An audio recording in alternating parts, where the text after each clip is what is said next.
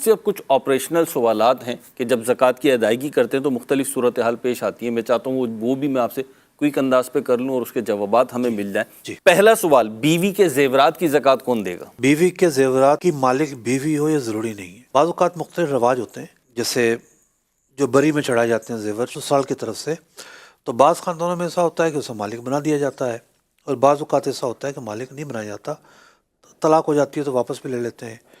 تو یوں بیوی کے جو زیورات ہیں وہ کئی طرح کے ہوتے ہیں. ایک وہ ہوتے ہیں جو واضح ہوتے ہیں کہ جناب شوہر کی طرف سے گفٹ ملا ہے یا سرات کر دی جاتی ہے. ایک وہ زیور ہوتا ہے کہ جو بیوی اپنی میکے سے لے کر آتی ہے، اس کی وہ خود مالک ہے.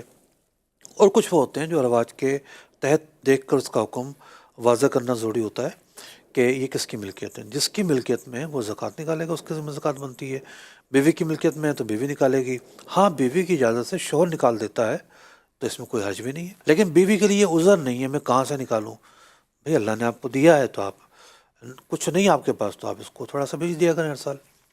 جو شریعت کا حکم ہے اس پہ عمل تو کرنا ہی ہے نا. مال نکالنا جو ہے نا یہ تو آزمائش ہے. زکوٰۃ امتحان ہے نا، مال کا امتحان ہے. دوسرا سوال، کس دن زکوٰۃ نکالے شخص؟ دیکھیے زکوٰۃ ایسا نہیں کہ رمضان میں نکالنی ہے، ایسا نہیں کہ کوئی ایک تاریخ جو ہے وہ مرضی سے بندہ فکس کر لے. جس دن پہلی مرتبہ صاحب نصاب ہوا اسلامی مہینے کے اعتبار سے، اس کو سامنے رکھ کر اب صاحب نصاب ہی ہے یہ، تو اب وہ جب وہ یہی دن آئے گا تو اس دن زکوٰۃ فرض ہوگی.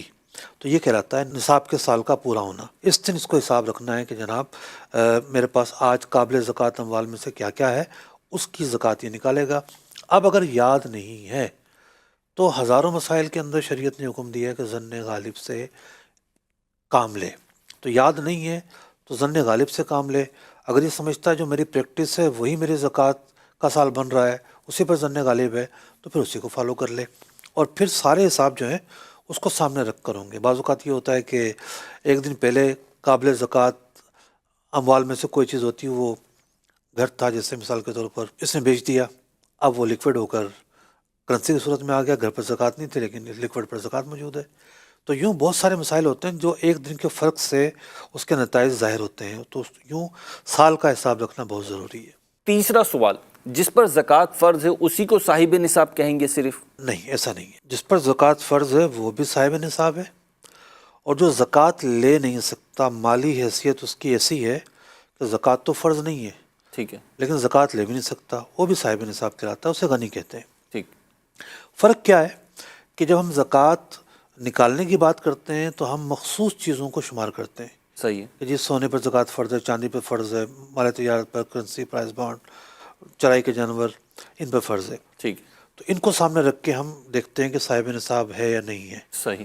لیکن جب ہم زکوٰۃ لینے کی بات کرتے ہیں، کس کو دے سکتے ہیں، کون لے سکتا ہے، تو پھر ہم سارے اس ساز و سامان کو گنتے ہیں جو حاجت اصلیہ اور ضرورت سے زیادہ ہے.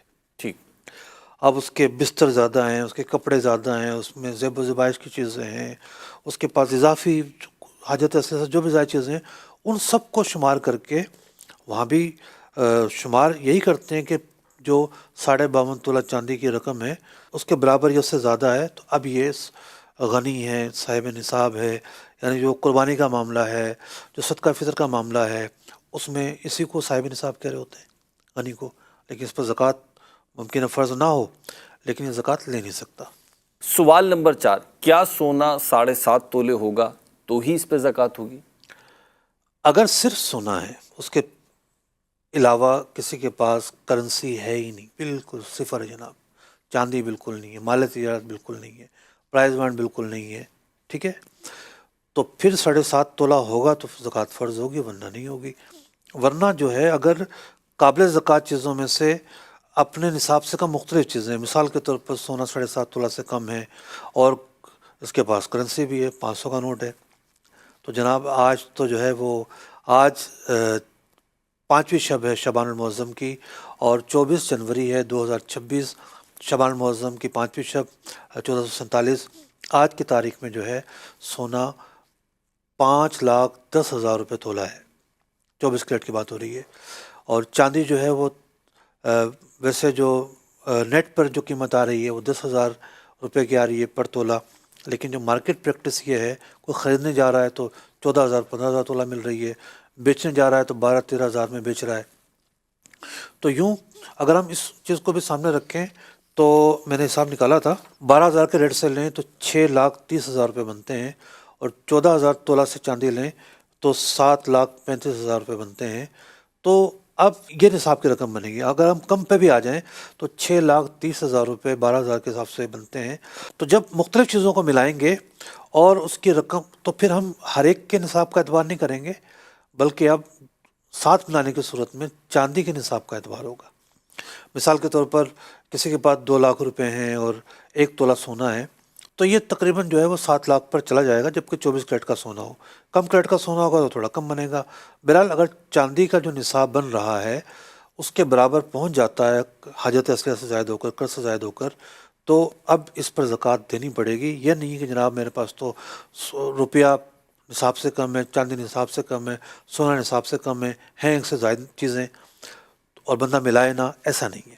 5واں سوال، مال تجارت میں زکوٰۃ کی ادائیگی کا معیار اور مقدار کیا ہے؟ مال تجارت میں جو معیار ہے وہ ہے چاندی کا نصاب۔ چاندی کا جو بھی نصاب ہے 52.5 تولہ چاندی کا جو نصاب ہے، اگر 12,000 سے لگاتے ہیں، کیونکہ ہم بیچنے کو فوکس کر رہے ہیں کہ ایک شخص بیچنے جا رہا ہے، 12,000 روپے پر تولہ چاندی بکتی ہے، تو 6,30,000 روپے بنتے ہیں۔ 6,30,000 کا مال تجارت کسی کے پاس موجود ہے اور کچھ بھی نہیں ہے۔ ویسے تو تاجروں کے پاس ایسا نہیں ہوتا کہ جناب مال تجارت کے علاوہ کچھ اور نہ ہو، تو مال تجارت کے ساتھ کرنسی ہے، دونوں مل ملا کے چاندی کے نصاب کو پہنچ گئے، تو اب اس پر زکوٰۃ دینی ہوگی جبکہ شرائط پائی جائیں۔ اگر قابل زکوٰۃ اموال جو ہیں وہ ملانے پر بھی چاندی کے نصاب کو نہیں پہنچتے تو زکوٰۃ فرض نہیں ہوگی، یا پہنچتے ہیں لیکن قرضہ ہے، قرضے کو نکال کے باقی نہیں بچتا، یا حاجت اصلیہ یعنی سال کا راشن رکھنا ہے، اس مہینے کی یوٹیلیٹی بلز ہیں، بچوں کی فیسیں ادا کرنی ہے، کرایہ ادا کرنا ہے، کرنٹ مہینے کے جو اخراجات جو ہیں وہ جو پیبل ہیں اس کو مائنس کرنے کے بعد نصاب کے مقدار، چاندی کے نصاب کی مقدار مالیت نہیں بچتی۔ بات کر رہے ہیں ہم اس دن کو جس دن نصاب کا دن ہے، تو ظاہر بات اب زکوٰۃ فرض نہیں ہوگی۔ 6واں سوال، حرام ذریعے سے جو آمدنی ہوئی، رقم حاصل ہوئی، اس پر زکوٰۃ ہوگی یا نہیں؟ دیکھیے جو مال حرام ہے، تو چونکہ یہ ناپاک مال ہے، اللہ تعالیٰ پاک ہے اور پاک ہی کو قبول فرماتا ہے۔ جو مال سود کی مد میں حاصل ہوا، رشوت کی مد میں حاصل ہوا، مال حرام کی جو بھی صورتیں پائی گئیں، وہ جو مال ہے اس پر زکوٰۃ فرض نہیں ہے، یہ گندا مال ہے۔ 7واں سوال، آن لائن زکوٰۃ وغیرہ بھیجی ہے، ٹرانسفر کی ہے، اب اس کو بھیجنے میں جو اخراجات آئے ہیں وہ زکوٰۃ میں شامل ہوں گے یا نہیں؟ جو مال جو ہے شریف فقیر جس کا مالک بنے گا، تو اس کو جو پہنچی ہے وہ مالک بنے گا نا۔ جو اخراجات ہیں وہ تو اس تک نہیں پہنچے، تو جو اخراجات ہیں وہ شمار نہیں ہوتے زکوٰۃ کی ادائیگی میں۔ جو رقم شریف فقیر جس کا مالک بنے گا اس کی جو مالیت بنتی ہے وہ زکوٰۃ کی ادائیگی کہلائے گی۔ 8واں سوال، جس پر قرض ہو اس پر زکوٰۃ ہوگی یا نہیں؟ کون سا کاروباری آدمی جس پہ قرض نہیں ہوتا؟ جو جتنا امیر ہے اس پہ اتنا زیادہ قرض ہے، لوگوں پہ اربوں روپے بھی قرض ہیں۔ تو ہوتا یہ ہے کہ کچھ نہ کچھ پیبل ریسیویبل تو رہتا ہی ہے نا کاروبار دنیا میں بھی، عام آدمی پہ بھی رہتا ہے۔ اب بعض لوگ جناب بنا لیتے ہیں جی قرضہ ہے مجھ پہ تو میں زکوٰۃ نہیں نکالوں گا۔ بھائی قرضے کو نکال کر دیکھیں گے کیا ہے آپ کے پاس قابل زکوٰۃ اموال میں سے، حاجت اصلیہ کو نکال کے، قرض کو نکال کے، اگر شرائط پائی جاتی ہیں تو زکوٰۃ ادا کرنی پڑے گی۔ محض قرضے کا ہونا ایسا سبب نہیں اس سے زکوٰۃ فرض نہ ہو۔